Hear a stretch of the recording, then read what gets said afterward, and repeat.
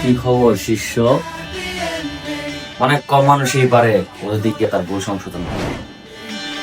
তো বলো, ওদের দিকে তোমার কোন ভুল সংশোধন করতে চাও? টাইম বাবা, আপনি আমার ওই সময় নিয়ে যান যখন আমার বন্ধু রিলেশনে গেছে, আমার বন্ধু মাদকাসক্ত হয়েছে এবং আমি কিচ্ছু করতে পারিনি। আমার ওই সময় নিয়ে যান টাইম বাবা। আমি আমার সেই ভুলগুলা সংশোধন করতে চাই। যখন আমার বন্ধুরা আমার সাথে ছিল, আমরা একসাথে ঘুরতাম, একসাথে গাইতাম, আমি সেই বন্ধুগুলো চাই। প্লিজ আমার সেই সময় পাঠান।